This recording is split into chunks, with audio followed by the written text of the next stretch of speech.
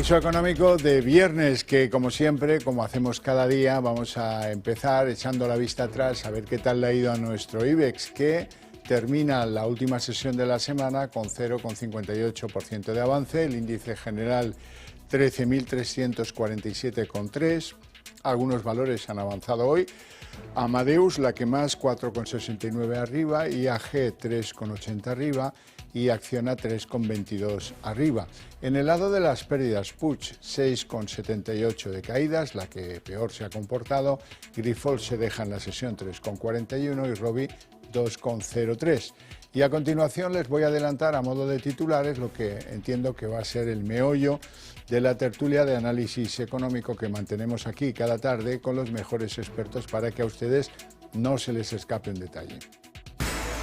Bueno, pues tenemos que hablar de los resultados de IAG. Los resultados de IAG han sido fantásticos. 2.732 millones de beneficios y eleva a 435 millones el dividendo que piensa pagar.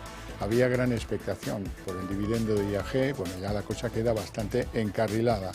Y luego tenemos que hablar de la OPA de BBVA sobre Sabadell. BBVA ha elevado a 705 millones el pago en metálico de la OPA sobre Sabadell y además ha anunciado BBVA que, bueno, si la OPA termina prosperando, pondrá en revisión la política de dividendos del Sabadell después de que se produzca esa OPA. Bueno, y les presento ya a nuestros invitados hoy. Don José Luis Fernández, jefe de análisis y estudios del sindicato USO y presidente de la Confederación Española de Mayores. Muy buenas tardes. Hola, buenas tardes. ¿Todo bien? Todo bien. Y don Juan Avellán, profesor del IEB. Muy buenas tardes. Buenas tardes. ¿Todo bien? Todo estupendamente. Me alegra. ¿Cómo han visto la sesión? Bueno, pues estamos por encima de los 13.300 puntos, sorteando otras caídas que han tenido lugar en Europa.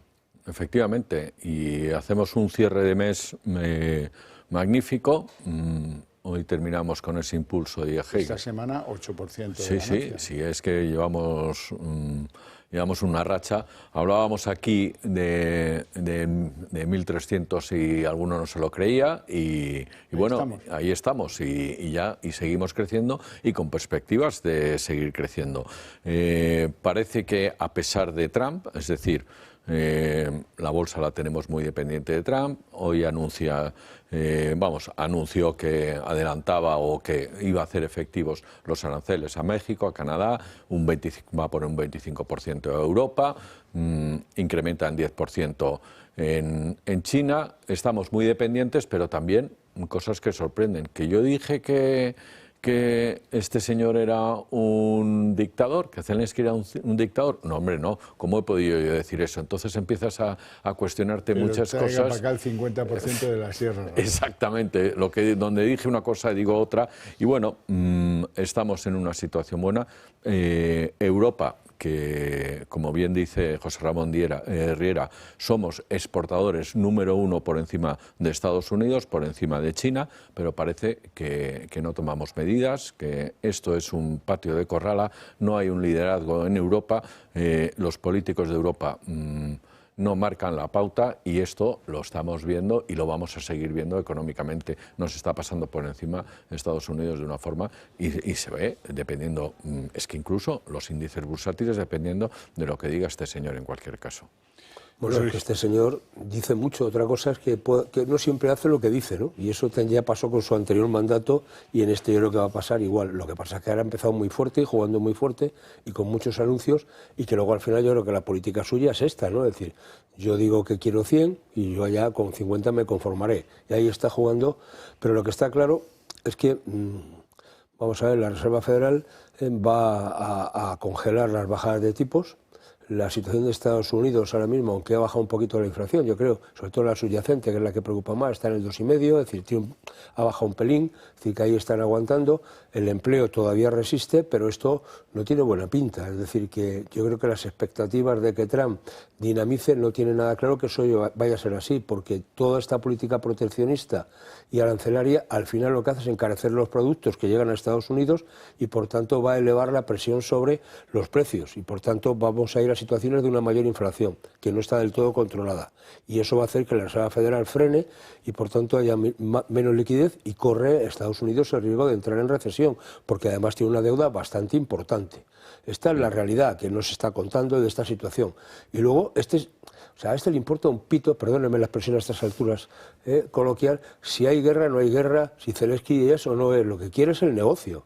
Y el negocio es ese 50% de las tierras raras que son imprescindibles para todo el desarrollo de los componentes tecnológicos, desde chips, microprocesadores, semiconductores, superconductores, es decir, todo esto sale de esos minerales que están ahí.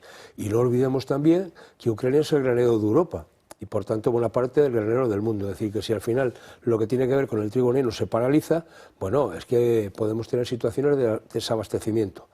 Entonces, lo de este hombre me parece que es impresentable, creo que no va a hacer todo lo que dice, pero lo que está diciendo, bueno, y por supuesto, es que pasamos del péndulo, hablamos de Ucrania, pero nos hemos olvidado durante una semana o 3 días de Gaza, que las cuestiones que plantea también, dice, oiga, se está pasando un pelín, ¿no?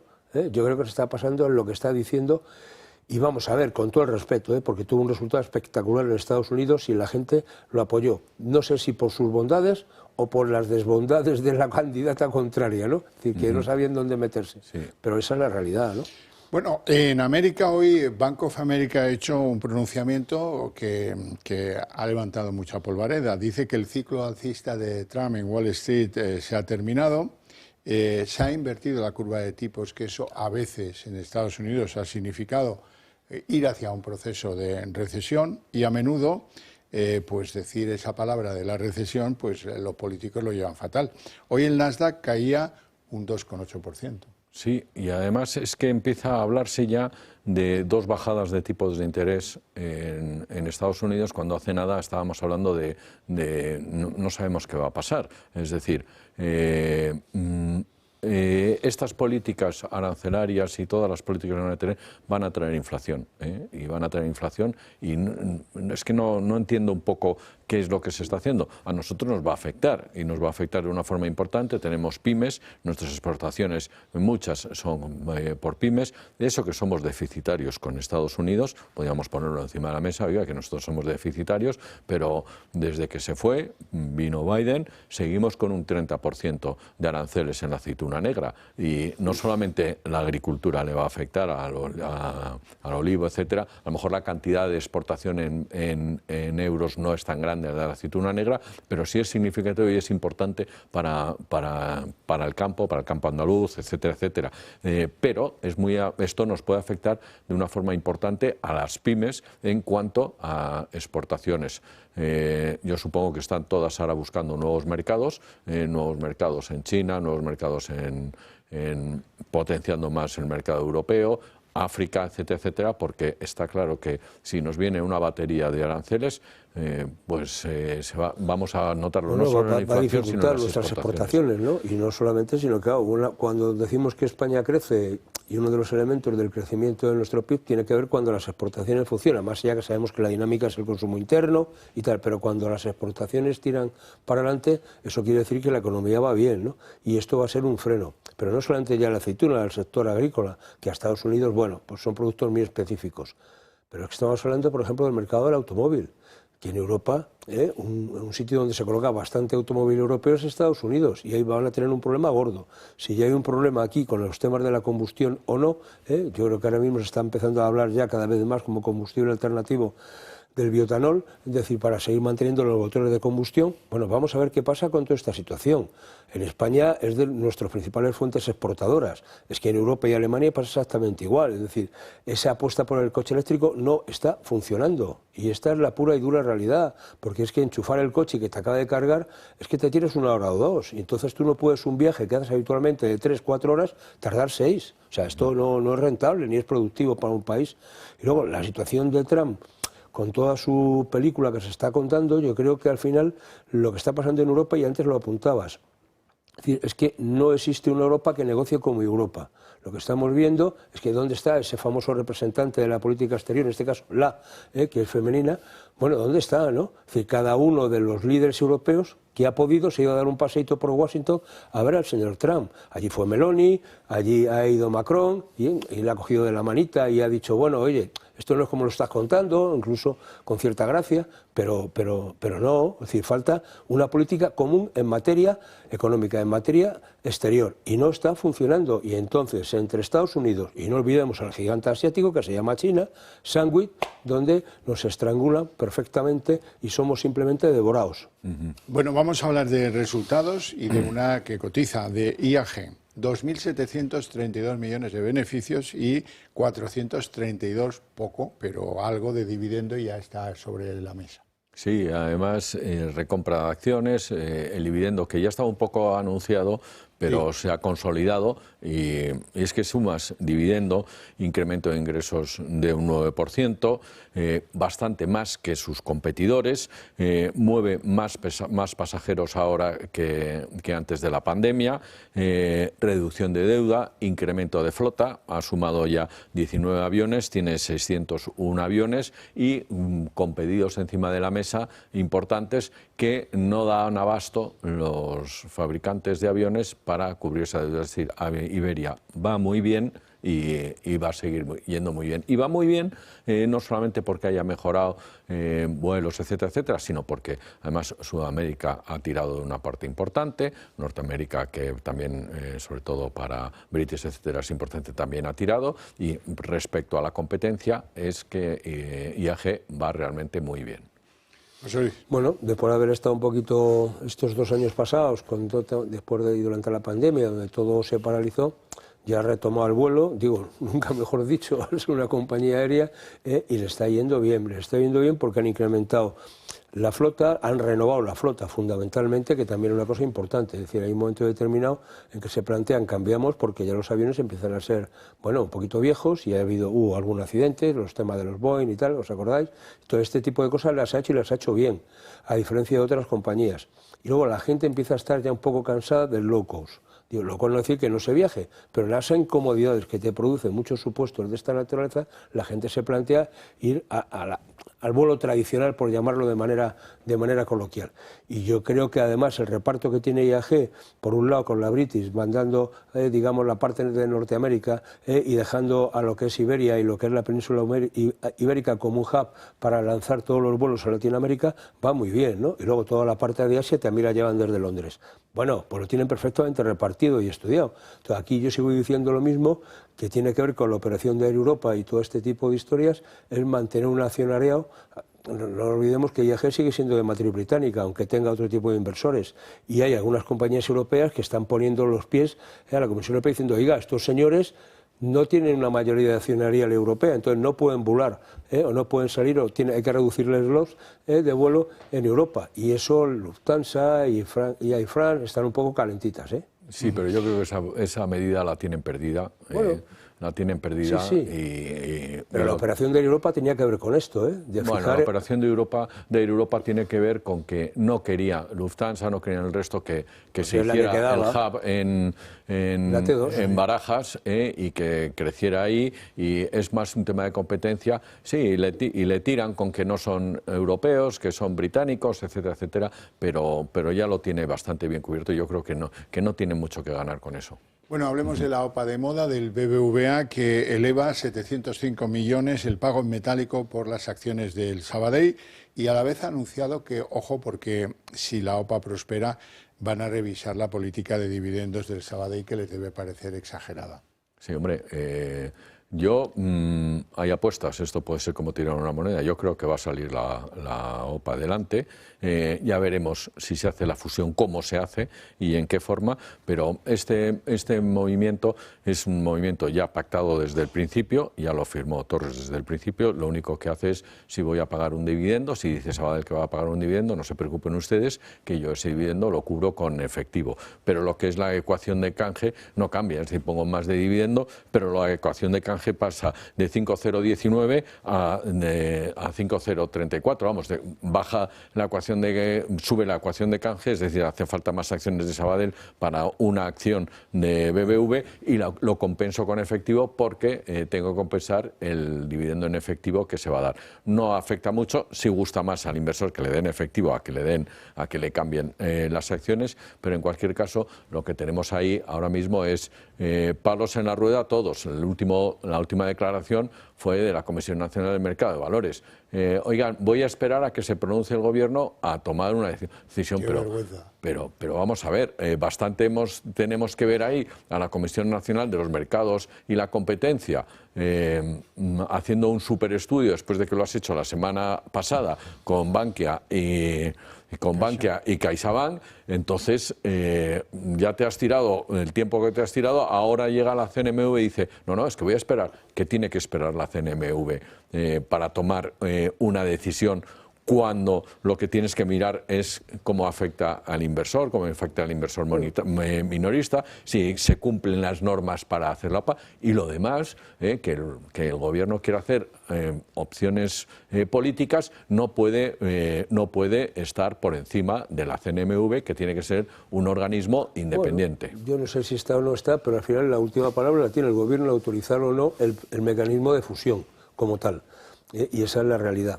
A partir de ahí, yo no sé si la OPA como tal formalmente va a triunfar o no, pero si hay una compra suficiente de acciones y se hacen con el control del Sabadell, si el Gobierno, en dependencia de lo que diga la CNMV, que está más callada que de lo que debería estar a mi juicio, dice que no hay fusión, no habrá fusión. Lo que habrá son dos entidades que seguirán funcionando con sus nombres propios, pero del mismo dueño, y se acabó la historia. Y así se va a funcionar, y así funcionarán, y al cabo de 3, 4 o 5 años acabarán juntitos, como han pasado con otras veces. Recuerden ustedes, al principio el Banco Sabadell era Sabadell Atlántico y ahora ya es solo Sabadell. Es decir, al principio cuando se hablaba de CaixaBank, pues al final CaixaBank, pero también al principio se hablaba de Bankia y tal. Todo desaparece. Y esto no son procesos de fusión, que no nos cuenten películas, son procesos de absorción, para ser más exactos. Sí. Y ya está. Pero, a ver, lo que está claro es, la OPA tiene todos los visos de salir adelante. Sí, pero incluso Europa dijo que no veía ningún inconveniente en el tema. Europa dijo no sé qué, la Comisión de Mercado no ha dicho que no, la OPA se ha lanzado y ahora lo que está esperando la Comisión es que el Gobierno diga, bueno, ya lo que han dicho es que no son muy favorables. Y yo particularmente, desde el punto de vista del negocio, bueno, a mí me preocuparía el inversor, el accionista, etcétera. Pero me preocupa las grandes concentraciones bancarias, porque eso que creo que va en contra de la competencia, etcétera. Pero competencia, hay mucha competencia. Es decir, los depósitos no era un tema de competencia, era un tema de... Pero aquí es un tema de negocio. Es coger una pata que le falta al BBVA, que es la pata mediterránea, es una buena pata de lo que tiene que ver con el negocio de las pymes que tiene el Banco de Sabadell, y a partir de ahí hacerte con el mercado. Competencia hay, y nada más hay que ver qué está pasando con las hipotecas. España tiene las hipotecas más baratas de toda Europa, por la competencia que hay. Y eso está haciendo ahora mismo que los precios suban de valor. Porque hay mucha hipoteca barata, muchas condiciones de comprar, pero no hay piso suficiente. Pero es bueno para España, si no digo que sea las malo, hipotecas sean pero baratas. digo es el efecto a veces colateral de una situación. Oiga, yo estamos viendo el Euribor que está bajo mínimos, las hipotecas están baratitas, podría meterme a comprar, entonces sale mucha gente a comprar. Automáticamente, como no hay una oferta suficiente de pisos, el precio se dispara. Es verdad, pero es cierto también que la competencia es la que ha hecho bajar el precio de las hipotecas. Sí, está claro. Si no, estaría el precio de lo que es en Alemania, por ejemplo. Bueno, Ferrovial, hablemos de Ferrovial, compañía polémica que decidió marcharse y todo eso. Hoy han presentado sus cuentas, beneficio de 3.239 millones, aunque buena parte de ese beneficio tiene que ver con la desinversión que hizo Ferrovial del aeropuerto de Heathrow, el aeropuerto principal de Londres. Sí, la venta de Heathrow, es una rotación de activos, donde este tipo de empresas entra en un aeropuerto, hace negocio, lo reflota, le da valor, y una vez que le da valor, dice, esto ya no me va a dar más valor, aunque sí, lo que me va a dar son unas enormes plusvalías. Estoy creando ahora autopistas, sobre todo en Estados Unidos. Es un negocio que me va a dar mucho más valor que lo que tengo en Heathrow, y esta rotación de activos en estas empresas es algo normal, natural, y de lo que tienen que hacer, y bueno, pues yo la verdad es que lo veo bien y han sacado una plusvalía magnífica. Bueno, pero es que es verdad, es decir, cuando ya no da para más, dice, bueno, pues vendo y ya está, o sea, y me voy a otro sitio. En este caso, recordar que ellos se marcharon de aquí, fueron a Holanda, después para entrar en el mercado americano también de la bolsa, que les ha ido especialmente bien, porque tienen buena parte ahora mismo de su negocio en Estados Unidos. En Estados Unidos hay mucha autopista que construir, tienes terreno para hacer mucha obra pública, si me apura, que aquí ya no lo tienes, y esto es moverse, y cada vez tenemos que entender que la economía y lo que es todo este invento está cada vez más internacionalizado. Es decir, que una compañía sí es española, pero ¿dónde trabaja? ¿En España? No, fuera. Y ya está. Y estos incluso han llevado la cabecera fuera. Y esto nos va a pasar con más, ¿eh? Y luego lo que yo creo que está pasando ahora mismo con todo este tema que está pasando en España, con lo de la deuda, con no sé qué, no sé cuántos, se está generando un clima de desconfianza hacia nuestro país que no va a hacer que los inversores vengan. Y esto me parece que es realmente preocupante. Y eso me parece que este gobierno tendría que hacérselo pensar, porque si no viene la inversión extranjera no viene aquí, vamos a ver cómo reflotamos, cómo invertimos y cómo ponemos en movimiento todo nuestro entramado industrial, que es tan importante, pero que lo vamos a tener que cerrar, ¿eh? Bueno, hablemos de Merlin Properties, que ha caído fuerte. La previsión para este año está por debajo de lo que esperaban los analistas. Han tenido un beneficio atribuible de 283 millones de euros y frente a las pérdidas que tenían el año anterior, el año 22. ¿Cómo veis Merlin Properties? Bueno, pues ahí ha influido la ampliación de capital, el beneficio por acción, etcétera, no ha gustado. Por otro lado, existe cierta incertidumbre respecto a lo que son los centros de datos, que ha apostado de una forma importante, tanto los que tiene en Extremadura como el terreno que tiene en Tres Cantos. Sin embargo, los que tiene ya en marcha, o prácticamente en marcha, tiene ya un nivel de alquiler de en torno al 91%, es decir, eso te da. Pero la incertidumbre que existe es cuando tenemos noticias en China de que a lo mejor no hace falta tanta inversión para los datos, y eso puede ser un rechazo a futuro. Independientemente, tampoco lo echaría en cara demasiado a eso, como lo apuntan otros analistas, porque al fin y al cabo Merlin, el negocio de Merlin no es que sean los centros, es el alquiler, y lo tiene prácticamente hecho. O sea que... Bueno, vamos allá, que el negocio es el alquiler y todo el mercado inmobiliario está un poco revuelto en general, ¿no? Entonces yo creo que esta situación no es como lo más rentable, lo que te pueda dar más confianza en un momento determinado para invertir ahí, ¿no? Este tipo de situaciones. Pero todo el tema de los centros de datos tiene que ver mucho con una cuestión de la que yo creo que se habla menos, que es que las necesidades energéticas que esos grandes centros de datos necesitan. Y no tenemos energía, es decir, esto, como dice la canción popular, ¿de dónde saca para tanto como destaca? Es decir, claro, si hemos tenido este año, estamos teniendo apagones en las industrias electrointensivas porque no hay suficiente en un momento determinado, cuando esos grandes centros de datos se pongan a funcionar, las torres de refrigeración consumen energía a lo bestia. Y esto es importante, sobre todo cuando vamos de ecologistas por la vida, cómo vamos a alimentar esos grandes centros de datos y esa fuente de refrigeración que necesitan. Bueno, eso me lo tienen que contar, porque si Almaraz se va al carajo y alguna otra también se va al carajo, pues oiga, la energía nuclear, por ejemplo, y a mí me parece que hay que diversificar, no hablo solo de energía nuclear, pero ahora mismo está por encima del 20% de lo que está aportando al pool. Si eso desaparece en 2 años, ya me contarán, pues hombre, yo ya creo que ir a las velas no es lo más rentable, ¿no? Por cierto, don José Luis, el sueldo de la presidenta del Santander, Ana Botín, 13,7 millones como presidenta del Santander, un 12% más. Bueno, si a Santander le ha ido bien, ¿no? Entonces, si los accionistas se lo permiten, pues ¿qué quiere que le diga, no? A mí me parece que con un poquito menos se puede vivir. Sí. Objetivamente. Sí, claro, o sea, se puede vivir. Yo no sé si esta mujer tiene tanto gasto como para tener esos sueldos, pero al final quien tiene que decidirlo, en este caso yo creo que es la Junta de Accionistas. Claro. Y a partir de ahí no tengo más que decir. Ahora, creo que con menos se puede vivir, ¿eh? Sí, hombre, también hay que tener en cuenta que es el banco más grande de Europa, y por otro lado, así han hecho un cambio y es indiciar a resultados esos bonus. Lo han hecho un cambio donde dicen, oye, si tenemos resultados a largo plazo, estos sueldos que tiene del comité de dirección, etcétera, lo que han hecho ha sido un cambio de ponerlo más en variable, que es bastante interesante. Bueno, pues no tenemos tiempo para más, lo dejamos aquí con mi agradecimiento a mis invitados por su presencia y por sus opiniones, y a ustedes por su interés y su paciencia. Para ustedes tengo premio porque a la vuelta de publicidad arrancamos la redacción abierta.